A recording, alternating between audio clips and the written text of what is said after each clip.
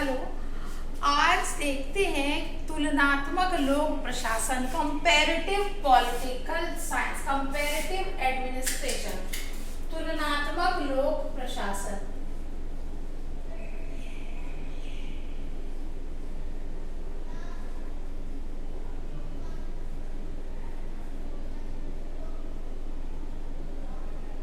तुलनात्मक प्रशासन या कंपैरेटिव पॉलिटिकल कंपैरेटिव स्टडी करते हैं आज हम इनकी किस तरीके से। अब हम इसमें दो कंट्रीज को लेके चल रहे हैं जो कि दोनों ही एकदम डिफरेंट टाइप से है। भारत का संविधान एक बहुत बल्कि संविधान है, बल्कि कॉन्स्टिट्यूशन है, क्योंकि इसमें हर जगह के संविधान की जो खास खास विशेषताएं थी उसको इंक्लूड किया गया है। क्या है, आप समझ में आ रही है ना बात। बल्कि का मतलब होता है बहुत ज्यादा बड़ा संविधान, बल्कि का मतलब बड़ा संविधान है। तो अगर हम भारत की तुलना अमेरिका से इसलिए कर रहे हैं क्योंकि ये दोनों संविधान जो प्रशासन का जो पैटर्न है वो अलग है। इंडिया में कुछ चीज अमेरिका से भी अडॉप्ट की गई है, नो डाउट, लेकिन हम यहाँ पर देखते हैं कि कुछ चीजें हैं जो बहुत अलग हैं। सबसे पहले संसदीय प्रणाली की हम बात करते हैं, क्योंकि किस तरीके का प्रशासन यहाँ पर है। तो भारत में जो प्रणाली हमने अपनाई है वो ब्रिटेन से अपनाई है संसदीय प्रणाली, और यहाँ पर है अध्यक्षात्मक प्रणाली। संसदीय प्रणाली क्या होती है? संसदीय प्रणाली यानी कि जो पार्लियामेंट्री सिस्टम होते हैं इसके दो हेड होते हैं, एक नॉमिनल होता है और एक रियल होता है। मतलब संसदीय जो व्यवस्था होती है, पार्लियामेंट्री सिस्टम जो होता है, उसमें दो प्रमुख होते हैं, एक नाम मात्र का प्रमुख होता है और दूसरा होता है वास्तविक प्रमुख। नाम मात्र का जैसे हमारे यहाँ प्रेसिडेंट है, क्योंकि प्रेसिडेंट जो है वो कैबिनेट की सलाह पर काम करते हैं, और कैबिनेट का हेड कौन होता है? प्रधानमंत्री होता है। तो प्रधानमंत्री जो है वो वास्तविक प्रधान होता है, देश को रिप्रेजेंट करता है, क्योंकि वो लोकसभा में बहुमत दल का नेता होता है, इसलिए सारे निर्णय वो एक लीडर होने के नाते लोकसभा में, और उसका जो विश्वास होता है, संसद का विश्वास उस पर होता है, वो वास्तविक राष्ट्रपति की सारी शक्तियों का प्रयोग वो करता है। तो यह संसदीय सिस्टम की, पार्लियामेंट्री सिस्टम की विशेषता है कि इसमें दो प्रमुख होते हैं। जैसे ब्रिटेन में महारानी नाम मात्र की है, लेकिन पीएम जो है वो सारी पावर्स का यूज करते हैं। अब बात करते हैं अमेरिका की। यहाँ प्रेसिडेंशियल सिस्टम है, यानी कि अध्यक्षात्मक शासन व्यवस्था है। अध्यक्षात्मक शासन व्यवस्था में देश का जो प्रमुख होता है वो एक ही होता है, और वो है राष्ट्रपति। राष्ट्रपति देश का प्रमुख होता है, एक ही प्रधान होते हैं, और संसदीय में दो प्रधान होते हैं। अगर संविधान की बात करें तो भारत का जो संविधान है, ये संविधान कठोर है या लचीला, ये किस तरीके से पता किया जाता है? तो संविधान कठोर या लचीला जो है, हाँ इसी की बात कर रहे हैं। तो संविधान कठोर या लचीला जो है वो देखते हैं संविधान में संशोधन, अमेंडमेंट किस तरीके से किए जा सकते हैं। अगर आसानी से संविधान को बदला जा सके, उसमें संशोधन या चेंजेस लाए जा सके, तो उसको हम लचीला कहते हैं। और अगर उसके लिए एक विशेष प्रक्रिया अपनाई जाए, एक स्पेसिफिक पैटर्न फॉलो किया जाए, तो उसको कहा जाता है कठोर। तो भारत का संविधान जो है वो लचीला भी है और कठोर भी है, दोनों का मिक्सचर है। क्योंकि भारत के संविधान में कुछ प्रावधान, कुछ विषय ऐसे हैं जिनको आसानी से संशोधित किया जा सकता है, लेकिन कुछ विषय ऐसे हैं जिसके लिए विशेष प्रोसेस हमें अडॉप्ट करना होता है। जैसे राज्यों से संबंधित कोई बात है तो राज्यसभा को, राज्यों की पावर्स है, राज्यों की सभा है, वो राष्ट्रीय महत्व का घोषित करे। फिर कुछ हमें चेंज करना है तो देश की जो विधान सभाएं हैं उन विधान सभाओं का भी अप्रूवल चाहिए होता है, उसके बाद संशोधन किया जा सकता है। तो इस तरीके से जब करते हैं तो ये कठोर समझ में आता है, और कुछ जो है वो साधारण आसानी से चेंज किए जा सकते हैं, लचीला। लेकिन यहाँ का संविधान कठोर संविधान है। यहाँ पे संविधान संशोधन करने के लिए राज्यों से भी अनुमति चाहिए होती है। ये एक कठोर, एक डिफिकल्ट प्रोसेस को ये फॉलो करते हैं। तो अमेरिका का संविधान एक कठोर संविधान है। अच्छा, हमारे यहाँ राज्य की प्रकृति किस तरीके की है? राज्य की प्रकृति हमारी संघात्मक भी है और एकात्मक भी है। संघात्मक, और आगे पॉइंट इसलिए भी छोड़ा भी बता रही हूँ, संघात्मक भी है और एकात्मक भी है। क्यों? क्योंकि भारत संविधान में लिखा है भारत राज्यों का संघ होगा, यानी भारत राज्यों से मिलकर बना हुआ है, राज्यों का संघ है। लेकिन यहाँ पर संघात्मक व्यवस्था है लेकिन एकात्मक भी है। क्यों? क्योंकि हमारे यहाँ एक ही नेशनैलिटी यानी एक ही नागरिकता है, एक ही हमारा राष्ट्रगान है, एक ही हमारा झंडा है। तो कुछ चीजें जो सर्वोच्च न्यायालय का होना, ये सारी चीजें जो है ये एकात्मकता को बताती हैं कि भारत में एक ही राष्ट्रीयता है, हमारी नागरिकता एक ही है, हम भारतीय कहलाते हैं, एक ही राष्ट्रगान है। ऐसा नहीं है कि दिल्ली का अलग राष्ट्रगान है, महाराष्ट्र का अलग है, गुजरात का अलग है, ऐसा नहीं है। एक ही फ्लैग है, नेशनल फ्लैग तिरंगा। जबकि ये यहाँ ये संघात्मक है। आप देखो जो कि जब अमेरिका का आप मैप देखते हो तो अलग अलग जो स्टेट्स हैं उनके अलग अलग फ्लैग आपको दिखेंगे, उनके अलग नेशनल सॉन्ग भी है, उनके अलग फ्लैग है, और इनकी जो है नागरिकता भी, वहाँ के लोग राज्य की भी नागरिकता लेते हैं तो और देश की भी नागरिकता लेते हैं, तो वहाँ पर संघात्मकता है। राज्यों के पावर्स बहुत ज्यादा है और हमारा आपातकाल में एकात्मक हो जाता है। सारी पावर्स जो है वो कहाँ आ जाती है? संसद के पास, राष्ट्रपति के पास आ जाती है।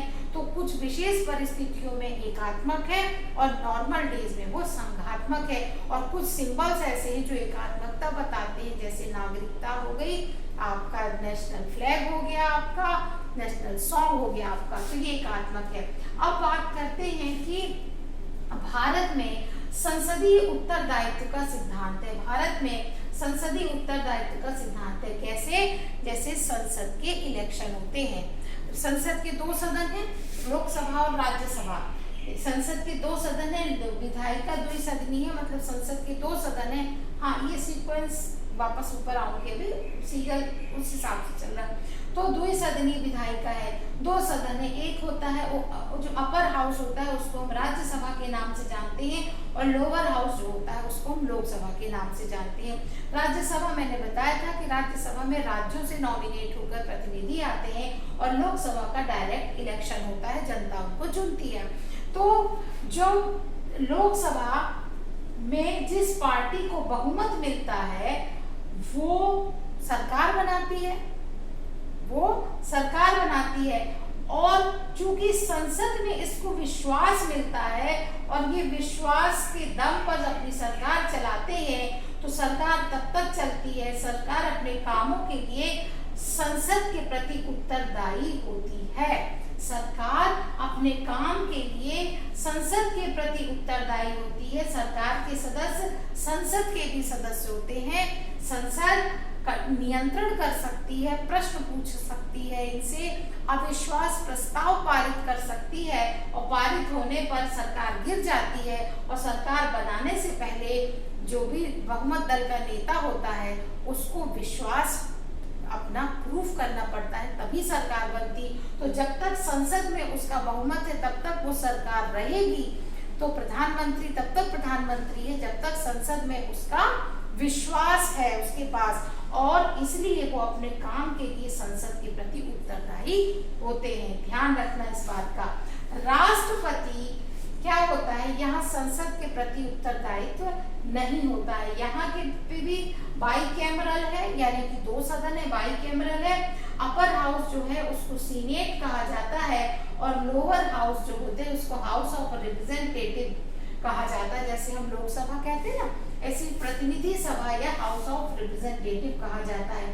सीनेट को बहुत पावर, ये सीनेट जो है अपर हाउस दुनिया की सबसे शक्तिशाली अपर हाउस में काउंट किया जाता है सीनेट को, अमेरिका के। तो इनके पावर सीनेट के बहुत ज्यादा होते हैं। अब बात चल रही थी संसदीय उत्तरदायित्व की। तो राष्ट्रपति, आपने देखा होगा कि राष्ट्रपति जो है उसकी जो कैबिनेट होती है, ये राष्ट्रपति संसद के प्रति उत्तरदायी नहीं होता, क्योंकि ये इसका सदस्य नहीं होता है, इसका इंडिपेंडेंट इलेक्शन होता है, ये संसद के प्रति उत्तरदायी नहीं होता है। ठीक है, यहाँ राष्ट्रपति के के प्रति उत्तरदायित्व का सिद्धांत चलता है। राष्ट्रपति संसद के प्रति उत्तरदायी नहीं होता है। मंत्रिमंडल, अच्छा यहाँ पे जो हमारा मंत्रिमंडल है, मंत्रिमंडल का मुखिया जो होता है कौन होता है? पीएम होता है। मंत्रिमंडल का मुखिया कौन होता है? पीएम होता है। पीएम कितने साल के लिए चुना जाता है? 5 साल के लिए चुना जाता है। और राष्ट्रपति इनका 4 साल के लिए, इसका टेन्योर 4 ईयर और ये 5 साल, नॉर्मली 5 साल। वैसे अगर आपसे पूछा जाए तो आप क्या बताओगे कि प्रधानमंत्री का कार्यकाल कितना होता है? संसद में उसका विश्वास बने रहने तक, लोकसभा में उसका विश्वास बने रहने तक के लिए उसका कार्यकाल होता है। विश्वास खत्म, 5 साल हुए हो या नहीं हुए हो, सरकार गिर जाएगी, नए इलेक्शन होंगे। और यहाँ पर राष्ट्रपति 4 साल के लिए चुना जाता है, क्योंकि राष्ट्रपति को सिर्फ और सिर्फ महाभियोग से हटाया जा सकता है। ये एक कठिन प्रोसेस है, तो सिर्फ महाभियोग से हटता है, तो नॉर्मली ये 4 साल के लिए चुना जाता है। अमेरिका के राष्ट्रपति का कार्यकाल 4 साल होता है और भारत के राष्ट्रपति का कार्यकाल कितना होता है? लोकसभा में विश्वास रहने तक, लोकसभा में विश्वास रहने तक।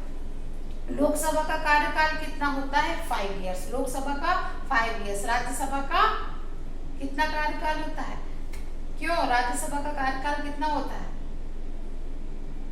राज्यसभा एक स्थायी सदन है, उसका कार्यकाल नहीं होता, वो तो कभी भी डिसॉल्व नहीं होती। ठीक है, अब आता है, ये भी हो गया। अब बात कर रहे थे मंत्रिमंडल। मंत्रिमंडल क्या होता है? हमारे यहाँ क्या प्रोसेस है कि जब जो भी पार्टी लोकसभा में बहुमत के साथ आती है, उसमें से प्रधानमंत्री चुना जाता है।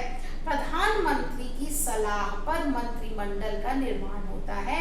वो राष्ट्रपति को लिस्ट दे देते हैं, राष्ट्रपति उनको शपथ दिला देते हैं, तो उनकी एक मंत्री परिषद बन जाती है जो आकार में बड़ी होती है। उसमें से जो हेड ऑफ द डिपार्टमेंट होते हैं उनको हम कैबिनेट कहते हैं, वो कैबिनेट मिनिस्टर्स कहलाते हैं, वो मंत्रिमंडल। अब अध्यक्षात्मक शासन व्यवस्था या अमेरिका में इसमें क्या फर्क है? आपने देखा होगा कि जब अमेरिका के इलेक्शन डिक्लेयर होते हैं तो बोला जाता है प्रेसिडेंट के लिए, प्रेसिडेंट का फेस ये, प्रेसिडेंट के लिए ये चुनाव लड़ने वाले हैं, विदेश मंत्री फॉरेन मिनिस्टर के लिए ये चुनाव लड़ेंगे, फाइनेंस मिनिस्टर के लिए ये चुनाव लड़ेंगे। तो प्रेसिडेंट की जो कैबिनेट होती है, क्योंकि ये संसद, वहाँ की संसद को क्या कहते हैं? क्यों? अमेरिका की संसद, हमारे यहाँ जो लॉ मेकिंग बॉडी है उसको संसद नाम से जाना जाता है। अमेरिका की लॉ मेकिंग बॉडी को किस नाम से जानते हैं? हाँ, अमेरिका की लॉ मेकिंग बॉडी को हम कांग्रेस के नाम से जानते हैं। हाँ, हमारे यहाँ एक पार्टी है, लेकिन वो वहाँ पर जो लॉ मेकिंग बॉडी है उसको कांग्रेस के नाम से जानते हैं और हमारे यहाँ उसको संसद के नाम से जानते हैं। ठीक है, तो राष्ट्रपति जो है संसद का, कांग्रेस का सदस्य नहीं होता। वहां पर राष्ट्रपति पहले से एक लिमिटेड लोगों की कैबिनेट होती है। हमारे यहाँ तो बहुत लंबी लंबी होती थी, तभी एक कॉन्स्टिट्यूशन में संशोधन अमेंडमेंट करके कह दिया कि 15% से ज्यादा नहीं होगी। तो बहुत इनकी क्या होती है? लिमिटेड लोगों की होती है जो डायरेक्ट इलेक्शन लड़कर आते हैं। विदेश मंत्री के लिए पब्लिक ने इसको चुना, फॉरेन मिनिस्टर के लिए ये चुने गए, फाइनेंस के लिए ये चुने गए, इस तरीके से डिफेंस के लिए ये चुने गए। वो होती इनकी छोटी सी होती जिसको कि किचन कैबिनेट के नाम से जाना जाता है। ये प्रेसिडेंट और उसकी कैबिनेट, और उसमें सेक्रेटरीज होते हैं जो कि निर्वाचित नहीं होते, नॉमिनेटेड, इसको उनको प्रेसिडेंट अपॉइंट करता है, सेक्रेटरी। ये लोग कांग्रेस के प्रति रिस्पॉन्सिबल नहीं होते हैं। अच्छा, सेपरेशन ऑफ पावर, शक्ति पृथक्करण का सिद्धांत भारत ने भी ये अमेरिका से अडॉप्ट किया है।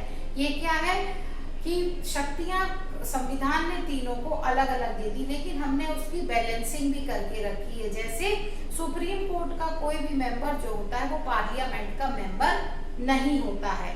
ठीक है, दूसरा, विधायिका जो होती है यानी जो संसद होती है उसका काम है कानून बनाना और उन बनाए गए कानूनों को एग्जीक्यूट करना एग्जीक्यूटिव का काम होता है। यानी बनाए हुए विधायिका या संसद जो कानून बनाती है उसका पालन कराना, उसको कार्य रूप में परिवर्तित करना, उसका काम, वो किसका काम होता है? सरकार का। सरकार मतलब कार्यपालिका, कार्यों को करने वाली पालिका कार्यपालिका। एग्जीक्यूटिव जो उन लॉ को एग्जीक्यूट करती है। ये तीनों सेपरेशन ऑफ पावर्स जो है ये हमने भी अमेरिका से ही लिए हैं। तो सेम चीज वहां पर भी होती है, कांग्रेस अलग काम करती है, प्रेसिडेंट अपना अलग काम करता है, सुप्रीम कोर्ट अपना अलग काम करता है। फंडामेंटल राइट जो है वो हमने अमेरिका के कॉन्स्टिट्यूशन से लिए। वर्ल्ड में सबसे पहले फंडामेंटल राइट यानी मौलिक अधिकार अपने नागरिकों को देने वाला देश कौन सा है? अमेरिका है। अमेरिका ने ही सबसे पहले नागरिकों को मौलिक अधिकार दिए थे। आगे अभी इतना आपको समझ में आ गया है, आप स्क्रीनशॉट लीजिए, आगे इस टॉपिक को और भी कंटिन्यू करेंगे। इतना ये तुलनात्मक लोक प्रशासन है, किस तरीके से प्रशासन किया जाता है, तुलना हम दोनों की कर रहे हैं, तो उसको हमें किस तरीके से देखना है बहुत अच्छे से। ये बार बार मैं रिपीट कर रही हूँ, राष्ट्रपति का कार्यकाल अमेरिका में 4 साल है, लेकिन भारत में अगर पूछा जाए तो 5 साल लगाकर नहीं आएंगे आप। भारत में बोलेंगे संसद में, लोकसभा में विश्वास रहने तक। ठीक है, लोकसभा का कार्यकाल पूछा जाए तो आप बोल सकते हो सामान्यतः 5 वर्ष, और फिर भी उसमें कंडीशन वही है, ठीक है, और आपातकाल में 6 वर्ष। ठीक है, तो इसका आप करिए, देखिए, स्क्रीनशॉट कीजिए। तुलनात्मक लोक प्रशासन यानी कि कंपैरेटिव पॉलिटिक्स।